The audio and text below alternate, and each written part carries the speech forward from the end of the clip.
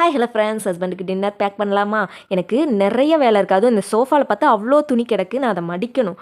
அதெல்லாம் மடிக்காமல் பரவாயில்லன்னு சொல்லிட்டு ஹஸ்பண்டுக்காக டின்னர் பேக் பண்ணிகிட்ருக்கேன். அப்படி என்ன செஞ்சுருக்கேன்னா, லெமன் ரைஸ். இது வந்து நாளைக்கு காலையில் போய் கேரளாவில் சாப்பிட்றதுக்கு. நைட் டின்னருக்கு இட்லி, அது வந்து அவங்க சித்தப்பா கூட போகிறதுனால அவங்களுக்கும் சேர்த்து பேக் பண்ணியிருக்கேன் 2 பாக்ஸில். அப்புறம் சாம்பார் வந்து நல்லா கொதிக்க கொதிக்க இருக்குது, அதனால் ஆற வச்சுருக்கேன். தலைவர் வந்து உடம்பு சரியில்லை, டேப்லெட்டை மறந்துட்டு போயிட்டார், அதையும் சேர்த்து எடுத்து வச்சுருக்கேன்.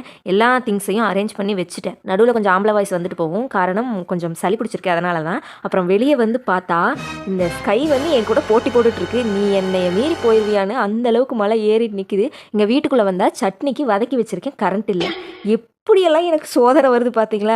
இன்றைக்கி டே எப்படிரா போக போகுதுன்னு நினச்சிட்டு இருந்தேன். அவர் தான் ரொம்ப ஆசைப்பட்டு கேட்டிருந்தாரு. சரின்னு சொல்லிட்டு எல்லாம் ரெடி பண்ணேன். அப்புறம் கால் பண்ணி கேட்டால் அவர் வந்து, இங்கே செம்ம மழை வருது, நீ வர வேண்டாம், நான் கடையிலேயே சாப்பிட்டுக்கிறேன், பரவாயில்லன்ட்டாரு. எனக்கு வந்துச்சு கோவம். இங்கேயும் மழை தான், சரி மழையிலைனாலும் போயிடலான்னு பார்த்தேன். அவருக்கு உடம்பு சரியில்லையா, நானும் படுத்துக்கிட்டேன், என்ன பண்ணுறது அப்படிங்கிற பயத்திலே அவர் வேண்டான்னு சொல்லிட்டாரு. அப்புறம் என்ன, சாப்பாடெல்லாம் அம்மாவும் நானும் மட்டும்தான் இருக்கும். அப்பா வெளியூர் போயிருக்காரா, சரி நம்ம 2 பேர் மட்டும் சாப்பிட்டுக்கலாம்னு சொல்லிட்டு கொண்டு வந்து வச்சுட்டு அப்புறம் மறுபடியும் நம்ம வீட்டுக்கு போனேன். காரணம் என்னென்னா, கரண்ட் வந்துருச்சு கைஸ். நம்ம இந்த சட்னிக்கு வதக்கி வச்சிருந்தோம்ல, அதை என்ன பண்ணுறது, அப்புறம் வேஸ்ட்டாக போயிடும் இல்லையா? சரி சட்னி அரைக்கலாம்னு சொல்லிட்டு வந்தேன். அதை வந்து சட்னியெல்லாம் அரைச்சிட்டு அப்புறம் கிச்சன் லைட்லாம் ஆஃப் பண்ணிவிட்டு வீட்டை லாக் பண்ணிவிட்டு எடுத்துகிட்டு கிளம்பும்போது பார்த்தா மறுபடியும் மழை வந்துருச்சு.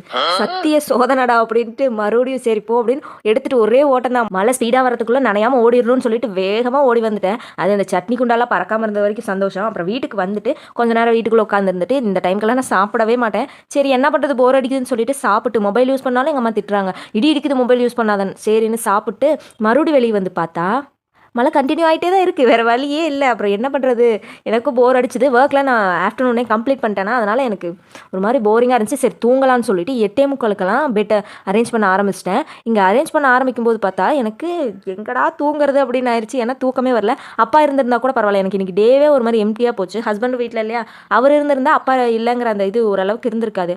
அப்பாவும் வீட்டில் இல்லை, அவரும் இல்லையா, ரொம்ப போரிங்காக இருந்துச்சு. ஆக மொத்தம் இன்றைய நாள் படு கேவலமாக முடிந்தது. சரி தூங்கலான்னு தூங்குறேன். இன்னும் கனவுல வந்து நமக்கு பிடிக்காத சொந்தக்காரங்க வந்து கனவை டிஸ்டர்ப் பண்ணுறானா என்னன்னு தெரியல, பார்ப்போம்.